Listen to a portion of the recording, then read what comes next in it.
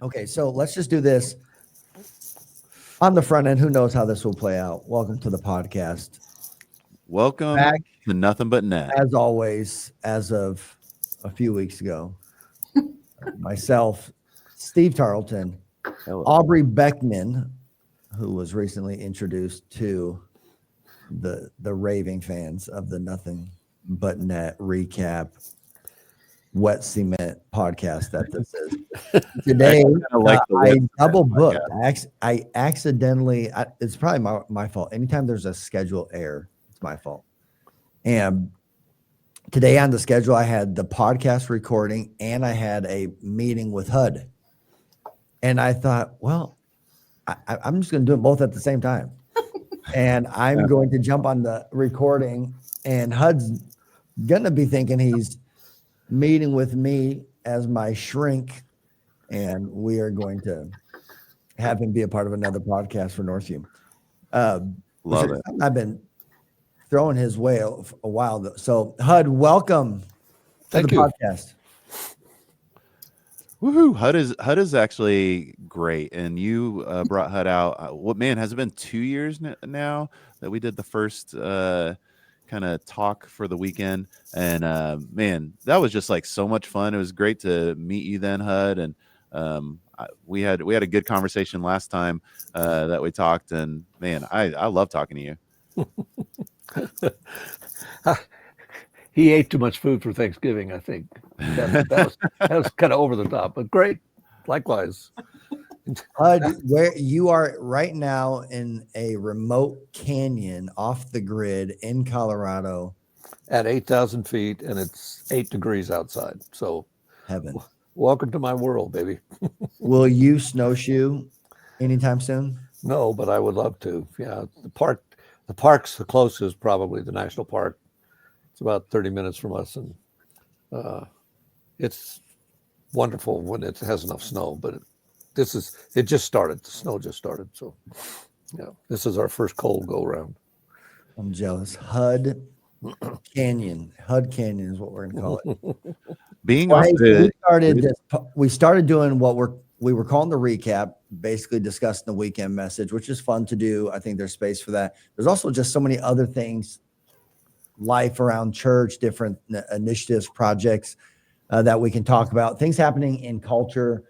Always got to talk about things happening in sports. And so, HUD, this is kind of a mixed bag of conversations, and I think you can probably add value to all of them. So welcome.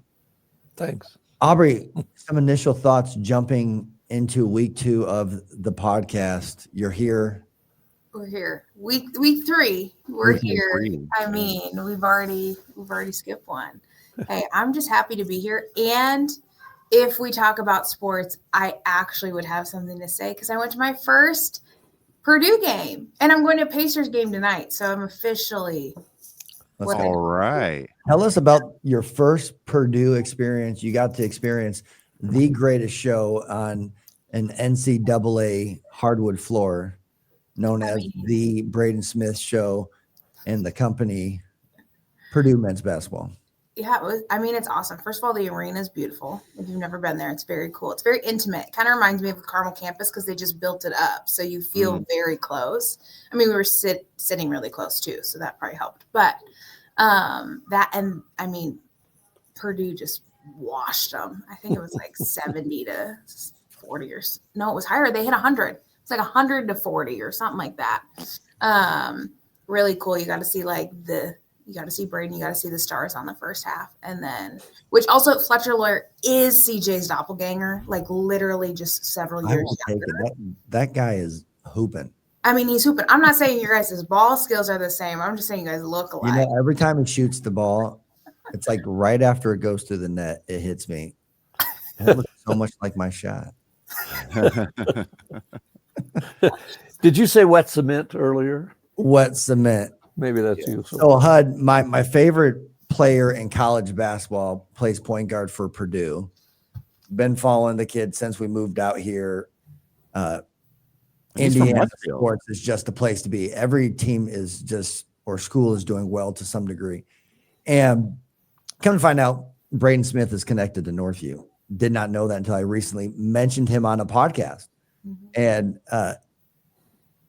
he reached out to me, which was super awesome. So at the game, we got to go back and meet him and his family. And I'm just telling you,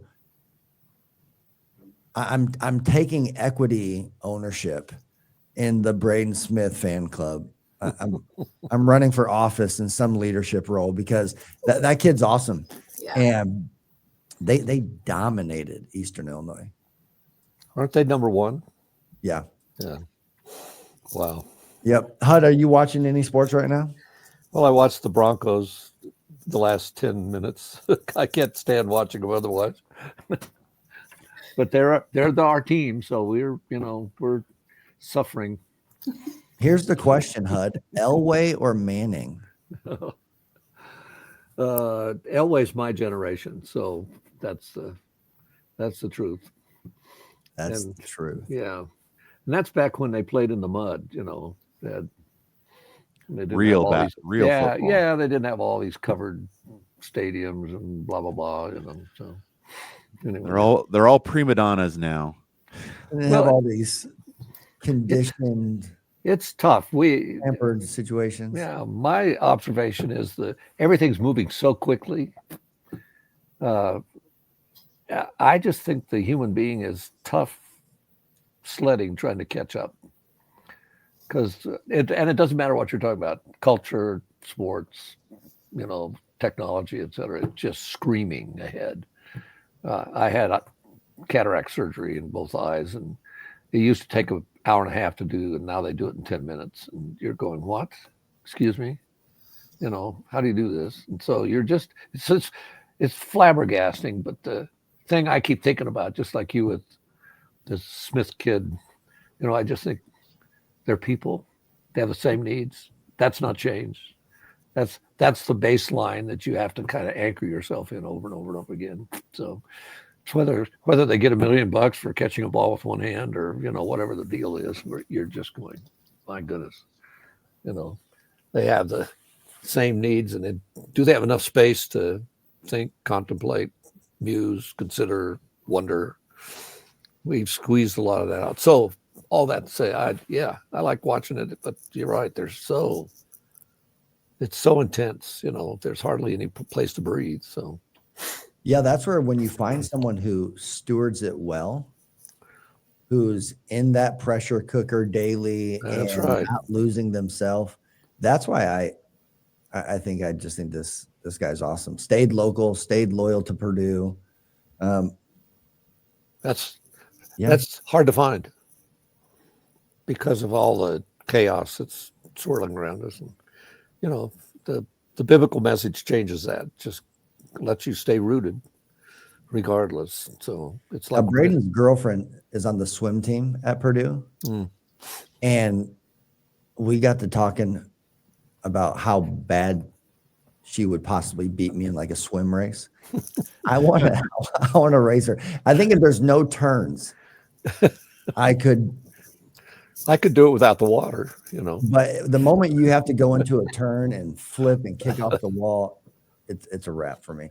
But I don't know. There's something about those people that like swim. Like I was thinking that swimming was pretty easy, but the way they move through the water is crazy. Like you think you're swimming fast, and then you get to anybody that has been in swim club, and you're like, oh no, they are actually moving, and they know something that you don't know. Yeah. It makes you feel like you're doggy paddling. You're just kind of like, let's go. Probably true in all sport, isn't it?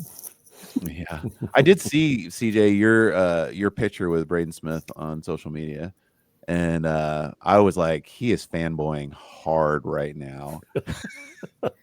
hey, you know what?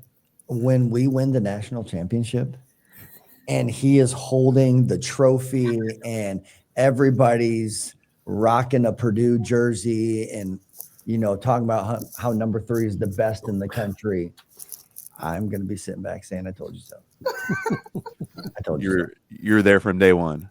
Yeah, day one. Here's the thing. When we win the national championship, you have to paint a big 3 across your chest and run downtown Lafayette.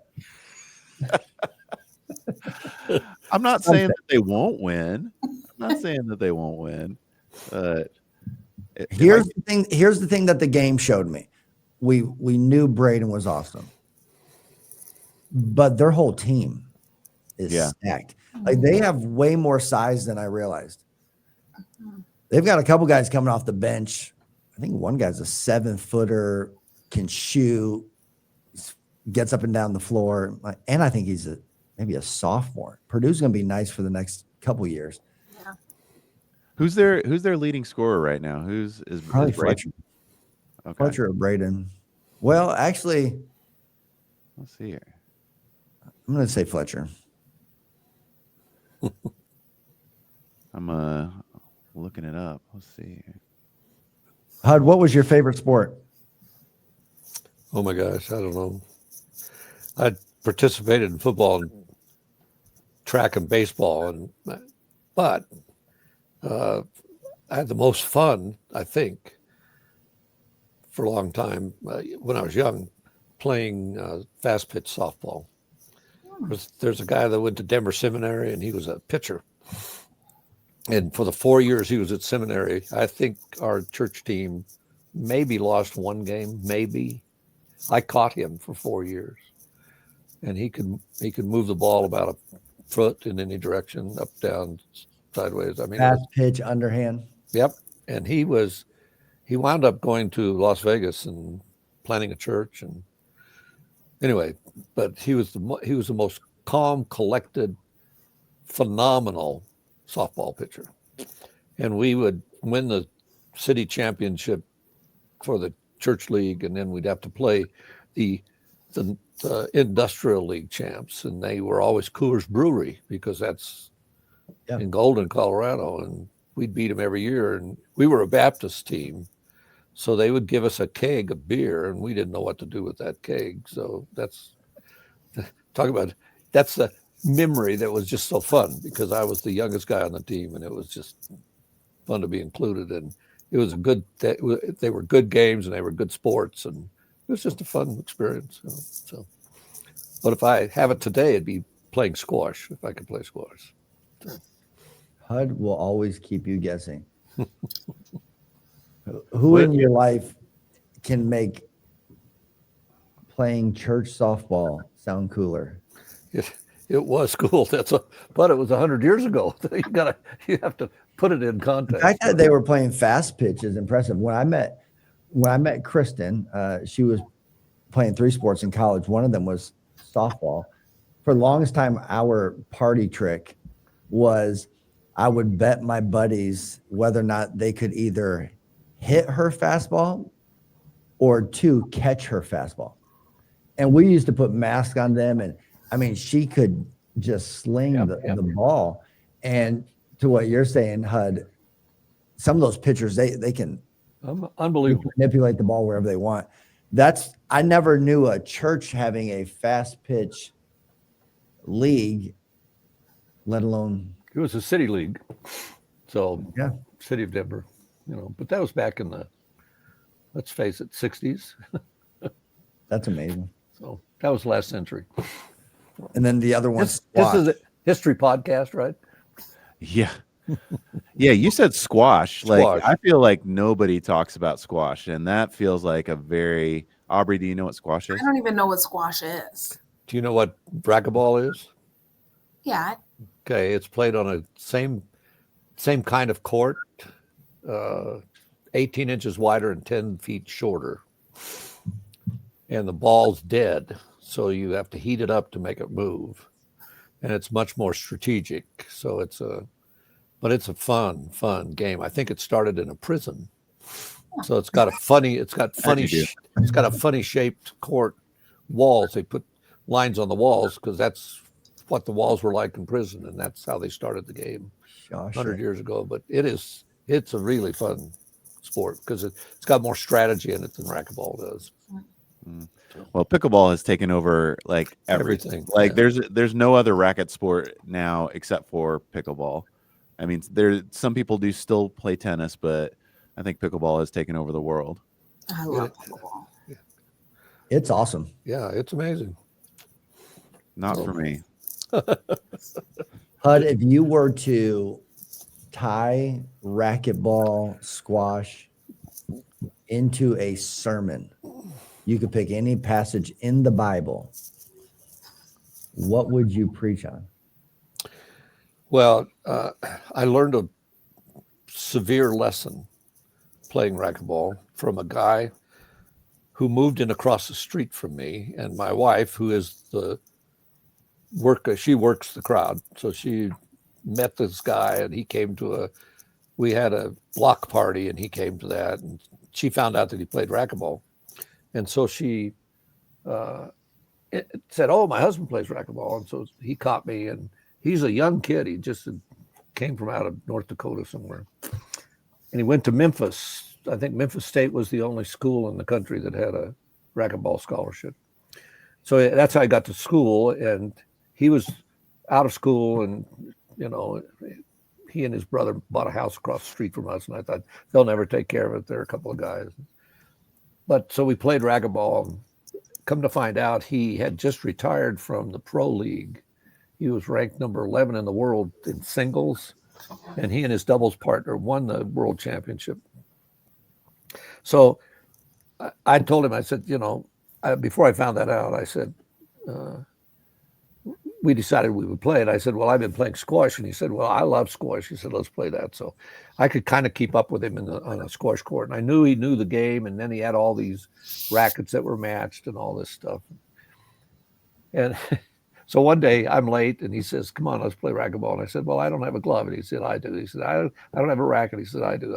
So every excuse I had, he finally got me on the court. And he just cleaned my clock. It was like 3 games to 15, and I think I scored 5 points. 3 were his mistakes.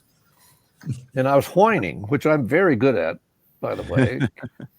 And I was, poor little me, and I'm no good, and I can't do this, and why, that couldn't have been fun for you, and blah, blah, blah. And he said, finally, he just looked at me, and he didn't know me very well, but he just said, shut up. Now, I was old enough to be his father. And he says, you have all the shots I have. And I said, no, I don't. And then he said, yes, you do. And he said, look, he said, the only difference between you and me is focus. He said, the difference between an A player, an open player, and a pro player is how much they focus. A pro player focuses on 14 or 15 of the points. An open player will be 11, 12, and you're an A player. And he said, you focused on 9 or 10. And he said, that's the only difference between the two of us. And then he said, if you lose focus after a shot, he said, if you think about that shot in the past for a millisecond, he said, you've taken yourself out of the game. And he said, whether it's a good shot or a bad shot, doesn't matter. And then he could go back through, and he had so focused, he knew where we were on the court, what shots we chose, et cetera. And I walked away realizing that what you focus on really matters, or we would use the word attention to do today. What you give attention to really matters. And his point was, the minute you try to change something that's past, you're wasting your time.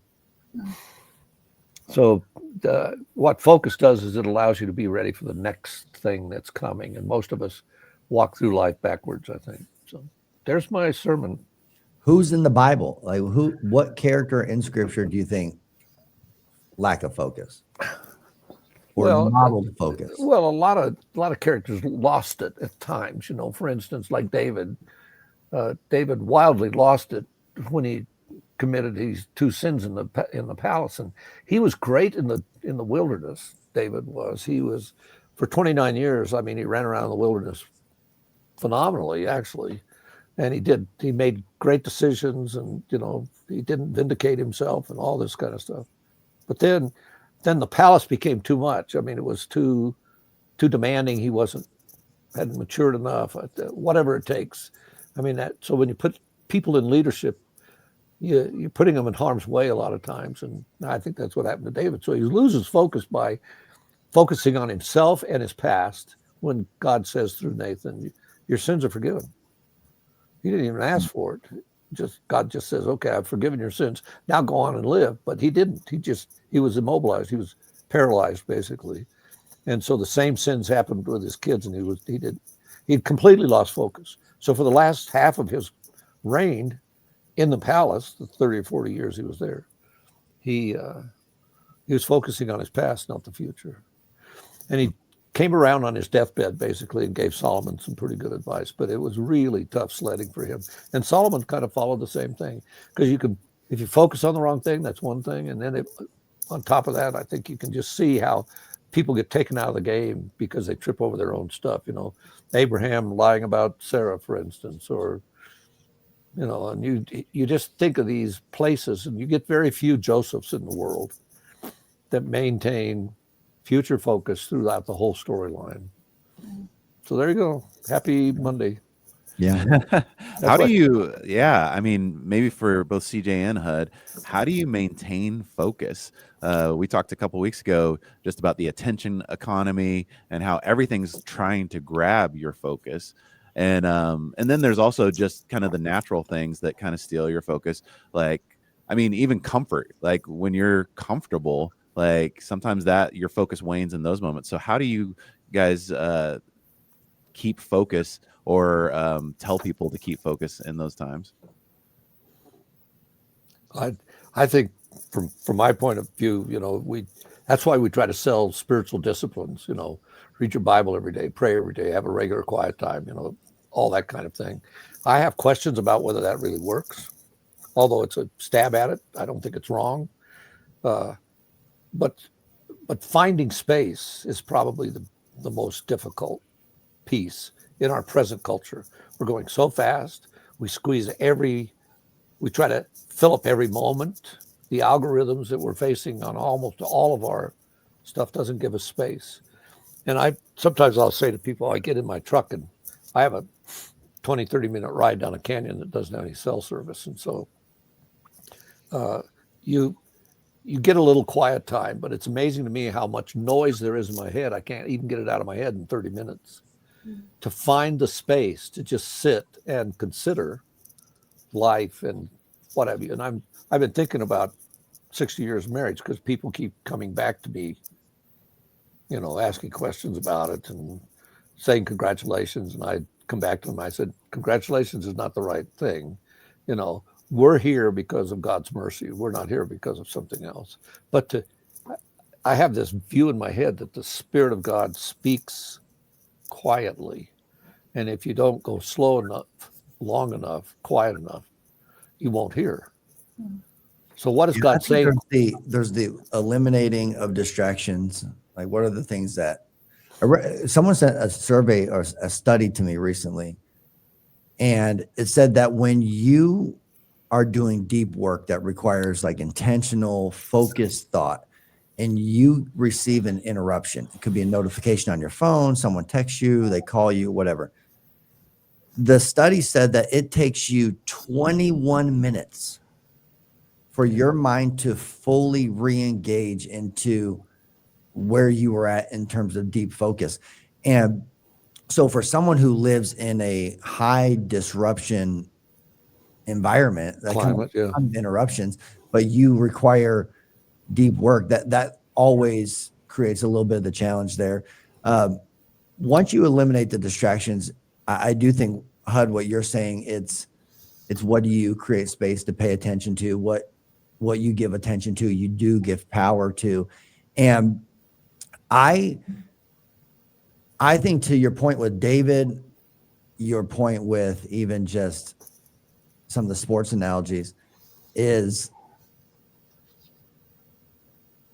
if you're going to place your identity in your performance, you're just going to struggle. And learning to just kind of take that deep breath a little bit and just enjoy kind of the natural process that comes with life, how God chooses to flush it out in us and through us in real time. So we read this book. I'm trying to figure out how to segue into it. It's called Inner Excellence. I think the guy's I think he played shortstop, maybe left field for the Cubs, became like a performance coach. And I think he I don't know if he's a person of faith, maybe he's a Catholic. And in it, he talks about if you're going to be a premier performer, whether that's an actor, whether that is, a military, soldier, whatever, you're going to perform at a peak that your aspirations or dreams require, well, you are going to have to, in some ways, disassociate with the results and find true joy and fulfillment with just The process. And in it, he says, he's like, because if you base your confidence and how you feel on the results, well, you have no control over so many things. For example, in a game of basketball, like team sport, this is why Kristen always advocates for things like track. For her, she's like, it's the most honest sport on the planet. Like everyone can see whether or not you were first or last. You can't hide. But sometimes, like on a team sport, as an individual, you can play good and your team still lose. Yeah. And on the flip side, there can be games where you play terrible and your team wins. Right. And so it's, think about this. Just basing your feelings in kind of your results is a miss. And his whole thing is until you just learn to be like, hey, I just love the game. I love playing. So whether I'm making shots, winning games, the fact that I still get to play and participate is what keeps bringing me back. Otherwise, you'll just take on a pressure that suffocates you. And that's where stress, and then you have these kids running around with anxiety issues over a game. Okay, so take the same substantive idea we're messing with and think of it in terms of what I do for a living. Most people not most, but many people wind up talking about and living out of deep woundedness or brokenness or violations in their lives in some way, some kind of trauma, which is the big word today. And I would say from a focus standpoint, if this guy that I played racquetball with is correct, what he's telling you, and this comes from a little talk I gave not too long ago to a bunch of men, and afterwards they were asking questions. And one of the questions that was asked was, when your history is just jacked up big time, how do you live out of that reality in a robust, healthy, life-giving way? And my answer was, what's past is past. It cannot be changed, period. And that's all that focus is about. It's about letting go of something you can't change so that you can spend all your energy on something you can change or affect, or at least have a demonstrable thing. And that is a hard thing because most of us get stuck with a reputation or a storyline that we built or some kind of narrative that's either been given to us or told about us, or, like you're not good at math or you can't do this or you whatever, or you get that message maybe just from the experience of some kind of violation, etc., some kind of brokenness or even being in war. It doesn't really matter what you're talking about. That's why PTSD is such a huge thing. People are backing into their future because they can't let go of something that controls them by choice rather than controls them by focus, if you will. If I let go of something I can't change now, I have a chance to spend all my energy or most of my energy focused on something that will be life-giving. And I think one of the two things come to mind. One is, do we have a Sabbath rhythm in our lives that give us a place to breathe regularly enough to allow us to break up this constant inflow of demand, interruption, whatever? And that would be part of it. And then what do we do? Well, part of what I think we need to do at that time for me is to try to figure out what I have now latched onto as some kind of an idol. So whether it's health or money or comfort or, like you were saying, Steve, it doesn't matter what it is. Whatever shows up on our radar, how can I open my hands and say, that's not the controlling force, Yeah. God, it's God in me. Yeah, I was thinking about this from a couple different perspectives, and then I have a question. First, going back to the sports part of it, I didn't grow up playing sports. I was 5'2", fluffy. I loved theater and choir and all that. And so then this past few years, I decided to learn pickleball. And this all has a point in the fact that like, I didn't recognize how in tune with the game that you must like remain in this like planning posture for what's to come. Like I was there to have a good time, have fun. I'm just there to hit it. Like I didn't realize that there was this, I don't know, you have to think about the next move or think about how you're going to hit it. And this might sound so stupid to those who play sports because naturally you stay in the game. Like even as a theater kid, like when you walk off stage, you have a minute to be yourself. I mean, some people stay in character, but like you get a break and then you go back on and perform. So there's just this like in and out mentality. And so I didn't recognize how much I had a lack of focus to like stay in something. And so just this whole concept, and I'm curious of how many people don't even recognize that they've lost focus. Because that's what I would do. I would be playing, or I would even, I mean, this is a life thing too. I would be going throughout life and just not recognizing that my focus has just drifted to things that I'm not even aware of, or just nothing at all. And so super curious about what you guys think about people who just like lose focus in general, whether good, bad, or consuming something else. And then two is the, Hud, I'm curious for those who, trauma is a huge trigger word and it is a huge thing right now. People feel like they really need to process, work through, and sit in that. I'm a kid of some past history, and I just had a different approach. I think sitting in it was unproductive for me. And so turning my focus to things I can either control and or just like move forward with. How do you suggest people change their focus without just like negating their past? Or do you feel like people should sit and process through it continuously? I'm just curious on that approach, like moving away from a focus of working of your past to a focus of something new, but also like maintaining health in how long should we be in that process of working through things from your past if it's affecting your current? Well, I think you have layers of elements, because I think we're way complicated people. And so it's helpful to talk about it from different angles, points of view, perspectives, whatever words you want to use. For me, when you started out talking, Aubrey, I would say my mind goes to both my marriage and the marriages I get to listen to the stories. And I realize that so many people lose focus in marriage pretty early on, usually within a couple of years.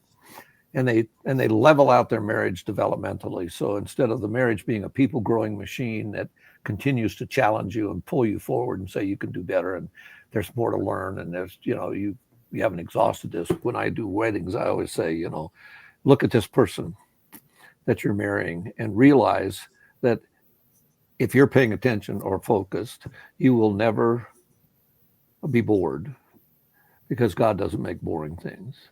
And if you think you're bored in your marriage, or you start pulling away or adding distance between you and your mate, then what's happening is that you've stopped developing, you've stopped growth, etc. So I think our past is a reality, but it's limiting. And I think what God says to us, well, basically you just got through with Romans. So in Romans, CJ and I talked about this a little bit. Romans 12, he says, don't be conformed to this world. Well, the way you know this world is through your story. And he's saying, don't trust your story. It can't tell you the truth about reality. The reality is that when God envelops or encompasses or,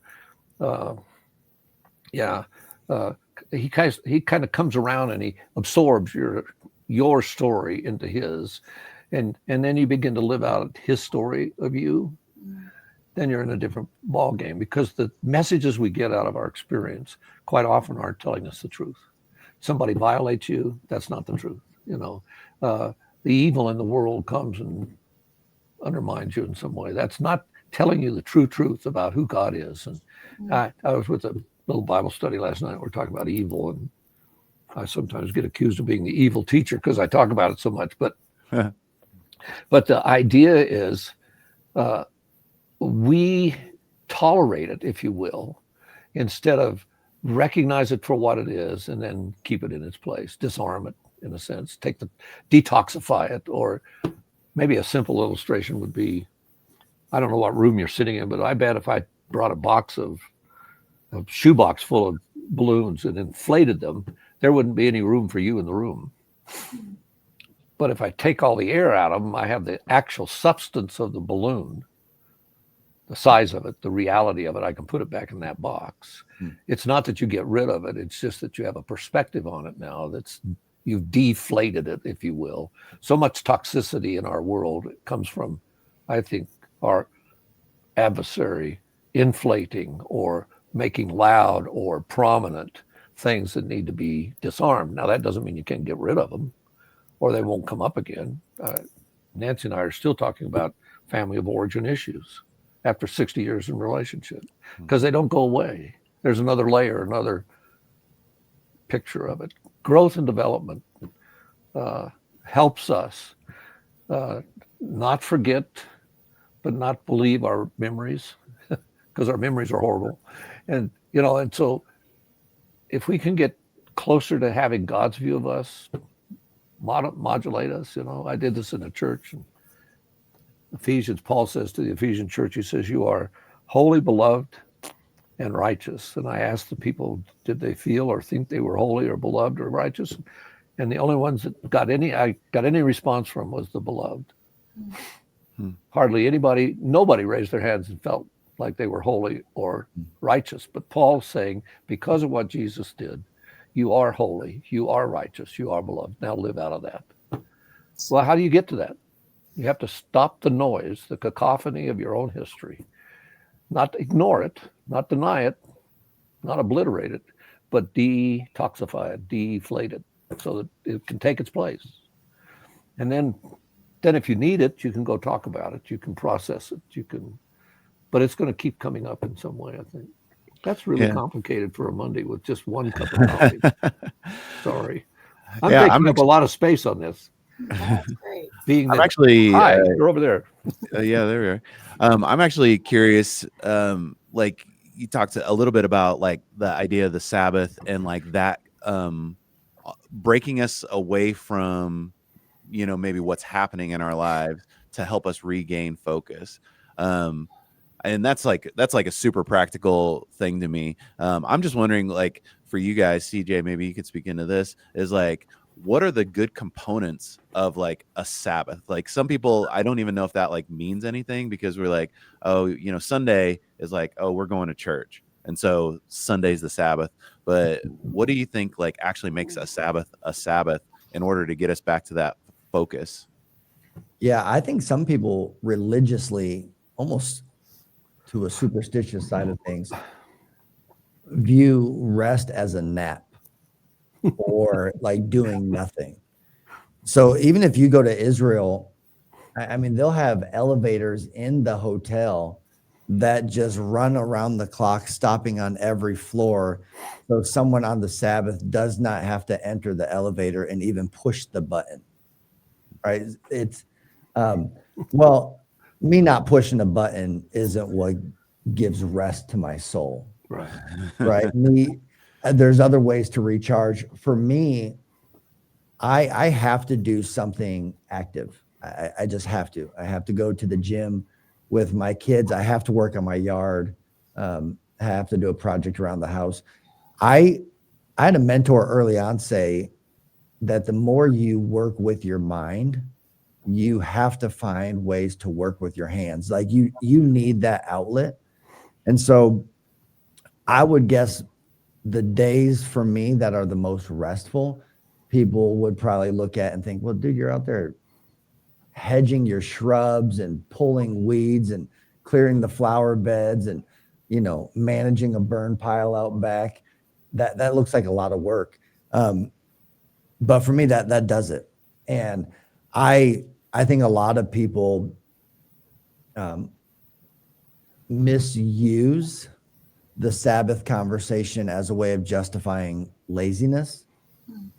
And then there are certain people who have really poor personal disciplines who, because they don't work well on the clock, they find themselves having to work around the clock. They go to work and they kind of get distracted, and then they have to carry their work home to the dining room table every night. So rinse and repeat. Right? yeah, I think there's my initial thoughts on the Sabbath would be identifying those boundary markers. Like, all right, there's an extreme on a few sides of this, and defining what rest is. For me, I'm defining rest as what is that weekly rhythm that allows me to process the things I'm carrying.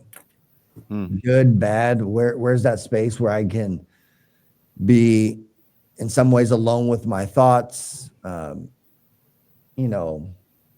so yeah, from doing things subconsciously, I think I'm going to focus on these weeds and allow God to kind of sort out the wires in the back of my head. So that's huge for me. Does that make sense, Hud? Like, where do you find yourself on the rest conversation?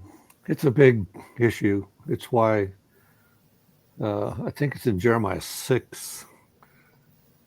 Jesus is quoting that in Matthew 11 when he says, "Come unto me, all you who are weary, heavy laden, I'll give you rest."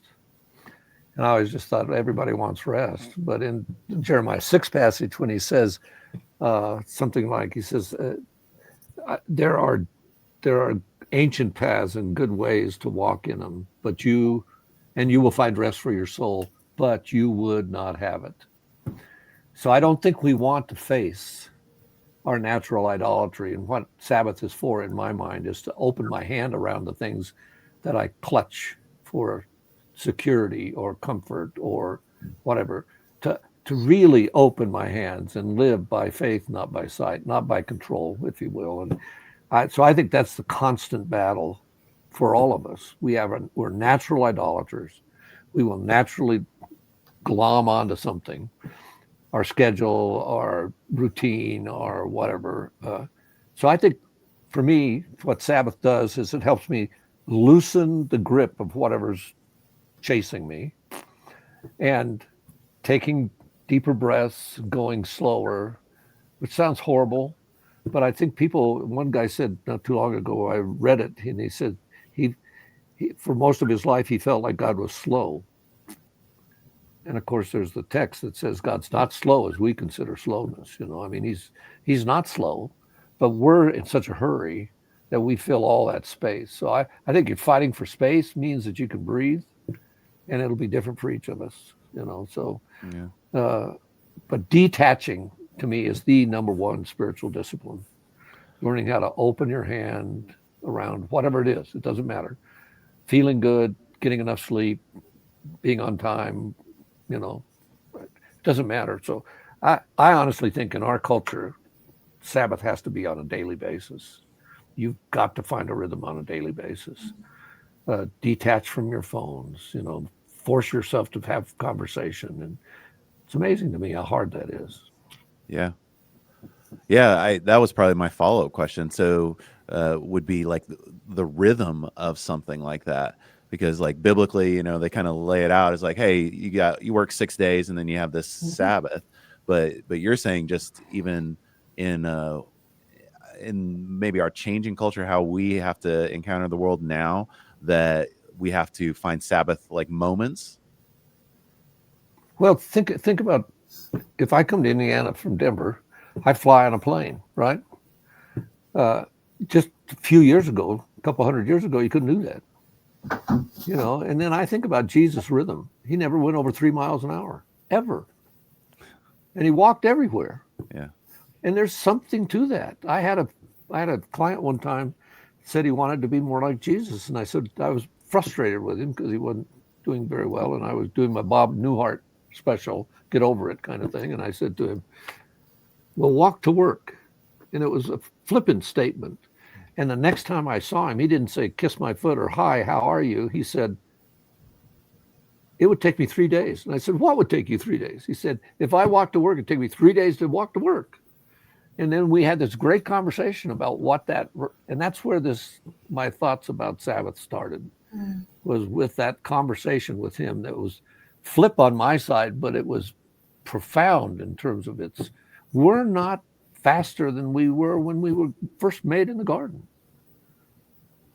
We are fooling ourselves if we think AI speeds us up. It's just crazy.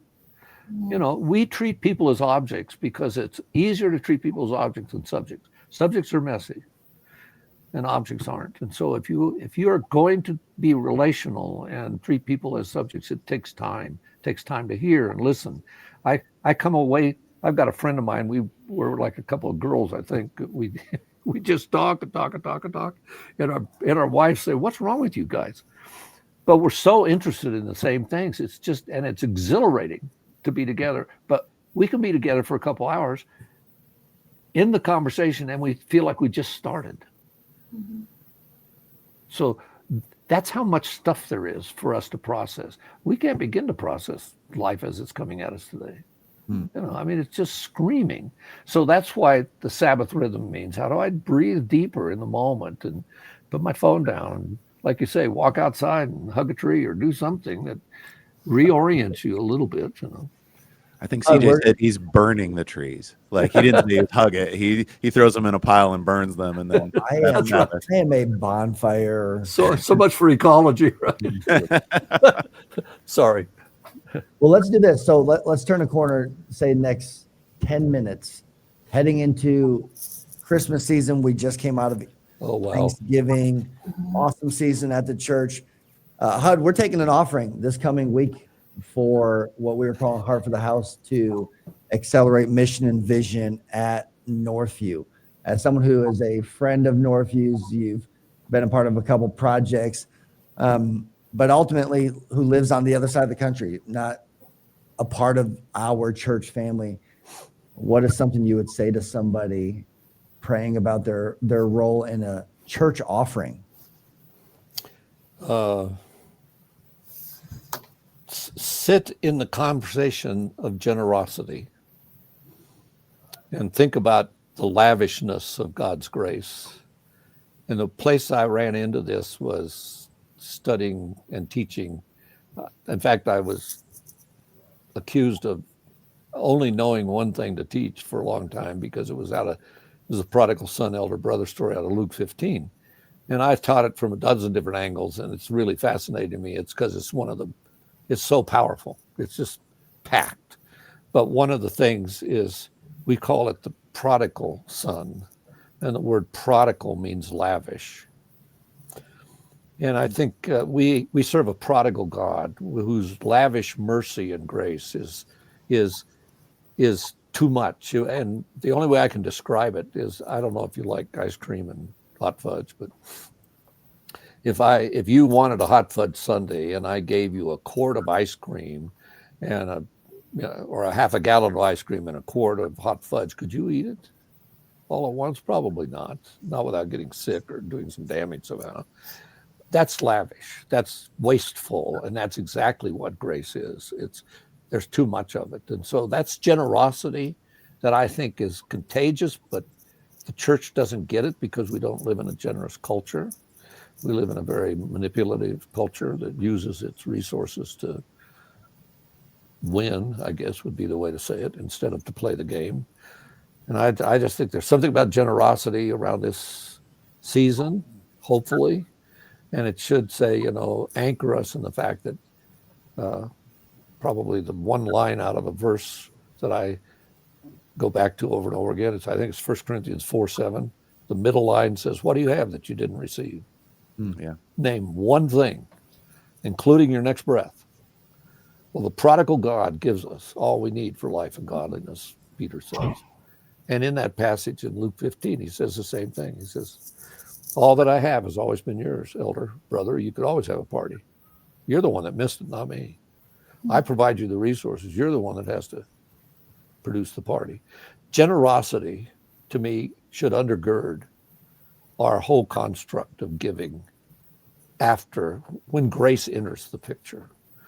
And grace is the foundation for our lives, I think. Yeah, the fundamental shift in understanding your role as a steward and not an owner is, I think, for a lot of people, one of the early building blocks to living a generous life. Like, hey, none of this is mine. God gave it to me. It's all His. That's right. I've just been entrusted to steward it well. I'm excited. I think the church is just healthy. We're in a great season. So I'm super curious just to see how we've not put a lot of programming to it. It's not come with like a bunch of strategic planning in terms of like written communications and promotion. We're just ending the year with God opening some doors at the church, which had so many testimonies I got to share with you. I think several I have in terms of the sports facilities and the new campuses and, church buildings that we've acquired. Amazing. Let's do this. We're heading into Christmas. Everyone's fired up. Can I get an amen? Let's Amen. go. I'm Going ready. to be awesome. Hud, why is the most wonderful time of year, the Christmas season, why is it also one of the most stress-filled moments of tension throughout the year for most individuals and families? What is that? Well, my view from the mountain, since I'm obviously closer to God than you guys at 8,000 feet, You're almost there. almost. We do live in the cloud sometimes, So anyway, I just think we live in a win or lose culture that values that. That's capitalism. That's the milieu in which we are immersed, And I think instead of reflecting that back and ingesting it in some way, I think we're called as biblical people to walk upstream against that, the flow of that, where winning is everything. And, that was Vince Lombardi's statement. And I just think this isn't about winning. Jesus has already won. This is about living. And how do you make connections with people? Can you stand in line in a store and get people to be treated as a subject? Can you take the person that's waiting on you and slow them down just a little bit with a sentence that says, how's your day? Do you like your job? How could I pray for you? I mean, it spooks people, but it pulls them out of their space for just a moment. And I think that's the message that we bring into the world, not just at Christmas, but it's to go at a rhythm that is actually life-giving, not life-sucking. Mm-hmm. And I feel like the capitalistic orientation, I've got a book here that says creating need, I think was the thing, taking wants and making them needs. And that's what capitalism does. So we've got to back off from that and say, it's okay to want things, but when they transfer into need, then you're out of control. And that's where our anxiety comes from during the holiday. We don't need this. We don't need anything.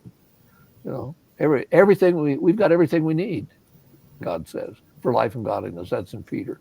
So then we come back to this space. And it just seems like to me, we can bring a message into the world that is counter them.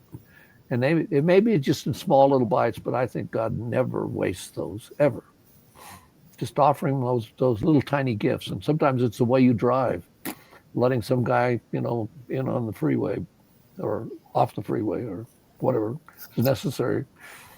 I'm sorry I brought up driving. All three of you are smiling. I think that's maybe a problem in Indiana. I don't know. I'm thinking about my drive to church in the morning, and I'm just thinking about the people that are trying to cut in front of me. We have like a lot of construction, and so it goes to one lane. Yeah. And so when I do it, like I'm very respectful. I drive all the way to the front of the line, and then I kind of pull the car like right in front of somebody and like make them let me in. But when somebody else does it, it really bothers me. And so there's your litmus test right there. Yeah, I don't know. Thanks for the confession. You're not alone. That's for sure. Stephen Aubrey, give us your thoughts on the holidays. What are you thinking heading into this year's Christmas? You go, Aubrey. Yeah, I mean, I love Christmas. I love all things around Christmas, both in the church and just home. And my Christmases look a lot different nowadays. One, growing up and now being away, I get to go home for Christmas, which there's no other feeling like going back to your home state, visiting parents, but also just recognizing that I didn't grow up with traditional Christmas for so long in my life. So every moment is a little bit more special. I think too, going back on, you didn't ask me, you asked HUD, but just something that I think tricks people up in the holiday season. I think the same thing happens for birthdays. Mine happened right around the same time.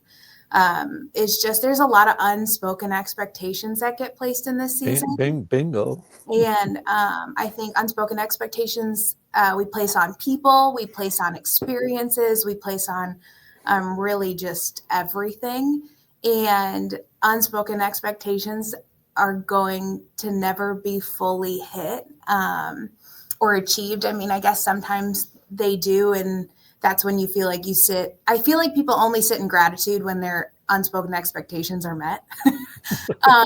Because they're like, oh, it just happened for me. And so I just encourage people walking into this season of check where your gratitude is really lying in. Is it the experience? Is it the way people treat you? Is it the things that you get? Is it the time you spend? Our gratitude should be abundant because, like we've said, like grace is beyond generous to us, and we have all we need. We do not deserve anything that we are given. We just graciously get to accept the generous gift. And then two, just go in with a heart posture of, I think you can live in expectation because I think that that's where God's grace is even more abundant. But I don't think that there needs to be unspoken expectations in a season where there's already so much pressure. I think that that's what everyone is feeling. I think even when you think of gift giving, it's like, oh, I need to have the best gift of all time so that they have the best reaction. And there's just so much pressure. And I think that that's just the tension, is the pressure that you're placing on other people and the pressure that you're feeling from everyone else. Really releasing that pressure and just getting to live in the abundant gift of what this season really is. We get to focus on the greatest gift of all time while getting to spend it a lot of the time with some of the greatest gifts of all time. And so, yeah, just super excited for this Christmas season. It's my favorite. I love gift giving. I love the generosity I see in people. I love the quality time that everyone has with one another. And yeah, we just get to be, I feel like, can be the best display of the churches around this season. So lean into Heart for the House, silent plug, because also there's nothing greater than seeing someone use your gift. And I promise you, Northview is going to be you're just going to get to see a lot of really cool things. You'll see your gift on display a lot next year. So yeah, that's my thought. That's my Christmas thought. Come on. Signed, sealed. Steve, what do you got? Christmas.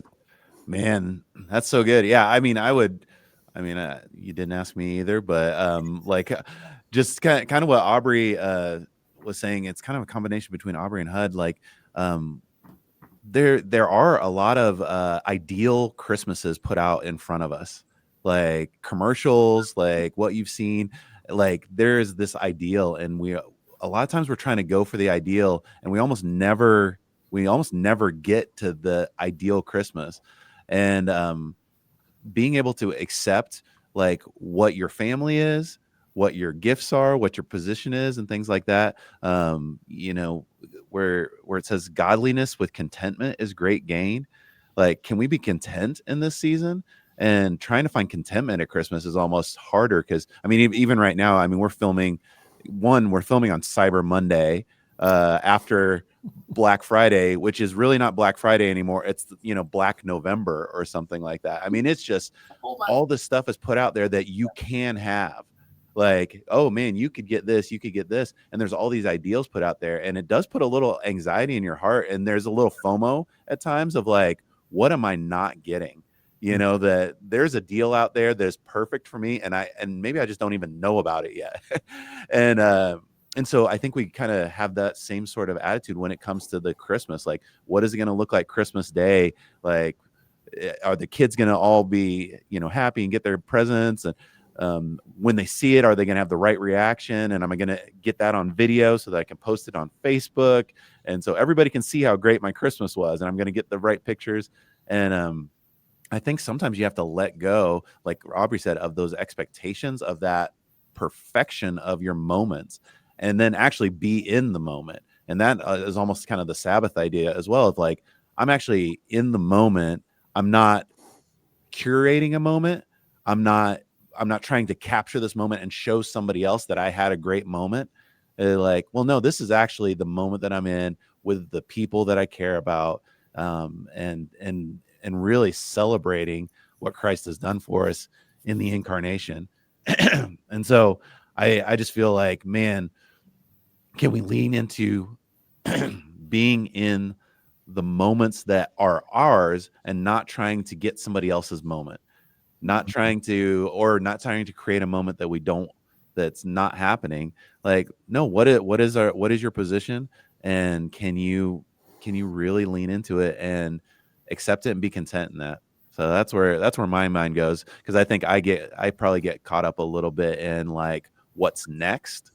And I'm just like, okay, we did that. Now what's next? And I want to kind of, in every scenario, you never hear of a story of a family that did less and walked away and thought, I really wish we would have done more. It's all like, we just came out of Thanksgiving. We weren't able to make it home to Iowa, which we were bummed about. But this year, it was just a right call. We stayed home. We got some projects done around the house.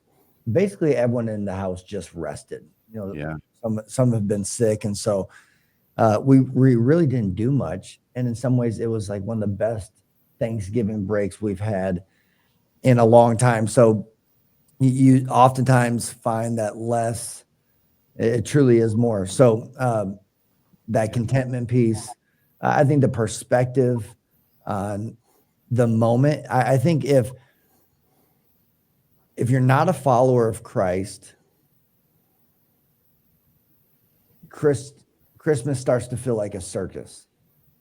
Absolutely. Like if it's not rooted in, okay, like I get all the festivities and it's fun and have your traditions. We have ours. Give yourself permission to enjoy the season in a way that fills your cup. But at the end of the day, if your celebration of Christmas isn't anchored in this moment in time where Christ showed up, that's just a very different experience for the average person walking around celebrating Christmas this year. Tree, presents under the tree, the whole thing. School, taking a week off, pictures with Santa, but they're doing it for literally just no reason.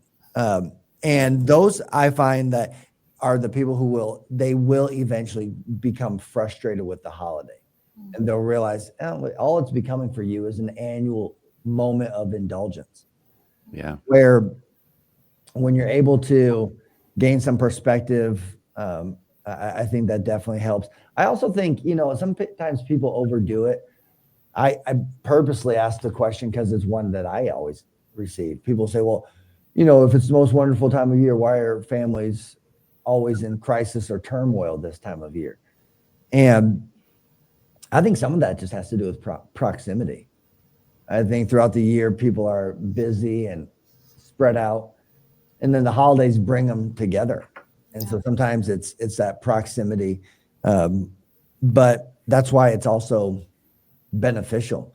It's that annual rhythm that makes you come to the table with your family members. And there's not going to be a family that doesn't have tension.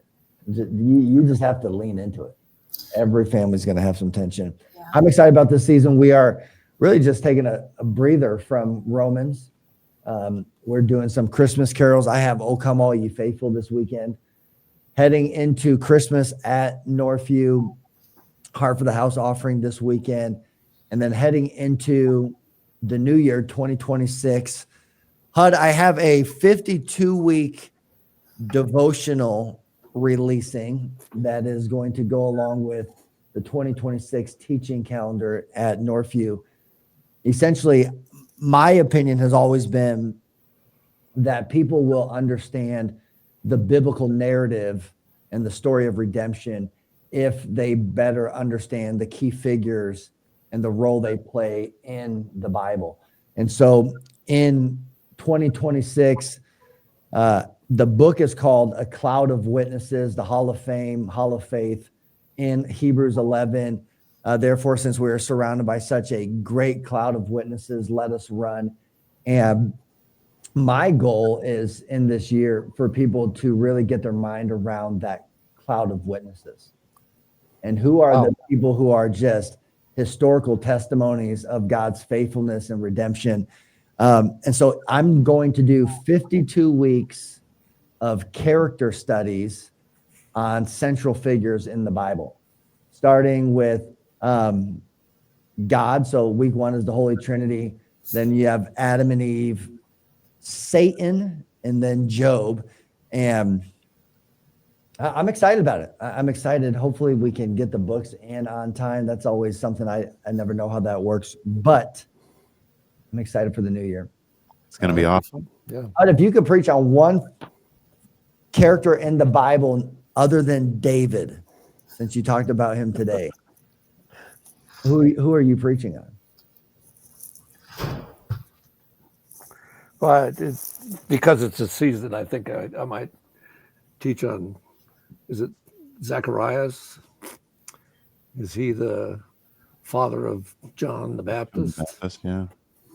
And the massive message for me is that when he didn't trust the angel, and I don't know that I would, I think the angel would scare me like everybody else. I mean, it's a massive Gabriel doing his thing, Gabriel's the messenger angel and Michael's the warrior angel, and those are the only 2 angels named. And here's this messenger comes to you and he doesn't believe him. And so he doesn't talk for 9 months. And I just think there's something powerful in that storyline that we miss. And when he gets to talk, it's praise. It's where it should be. He understands. And when I think about Sabbath rhythm, that's what I think about. And that's why I would teach about Zacharias. I think he had 9 months of Sabbaths from speaking to anchor his soul in what he really believed. And it wasn't, he wanted certainty. He asked for certainty. How much more certainty can you have than an angel telling you something, But he says, what does he say? He says, well, I guess since you don't believe me, you've got some time to think about this. So here's 9 months. You're going to be quiet and we need that. We need that for fighting for a perspective. And so it'd be those kind of stories because they're all through scripture, like little people, we would call them. And Francis Schaeffer even wrote a little book about that. He says there are no little people, but they seem little in scripture, just one blip and that's it. But that's not the case. Every person counts in God's economy. And I just think that gets lost because we worship celebrity and power and control and position and posture and all that kind of stuff. So this season, it seems like to me, provides a real opportunity to take a deep breath and say, maybe I ought to be a little quieter, make a little less noise, whether it's of whatever, and listen more deeply. My word for the season would be savor. SAVOR, can you savor every moment of it? Because that's really that's a focus challenge, I think, for me, because I'm so distracted by so many things. I mean, it's hard to savor if you start savoring things like your breakfast, or this cup of coffee, not just swallow it, but say, ooh, wow, that feels good. It's warm. It's comforting. It's, it's got a lot of caffeine in it. Whatever. I don't know. That's great. Well, guys, I love it. I'm excited for this week. Another big week at Northview. Let's see what God can do. I'm excited about it. I love my profile, so thanks for letting me look at it all morning. Jeez. This is the podcast, and we're going to look back because we are building a plane mid-flight. 100%. Yeah, that's why I'm going to put a petition out there for this to be called the Wet Cement Podcast. I like that. Yeah, we need to figure out names. I don't know how it's playing out, but I love today. So, guys, thanks for joining me. Enjoy the rest of your day. Go team. HUD, stay safe out there.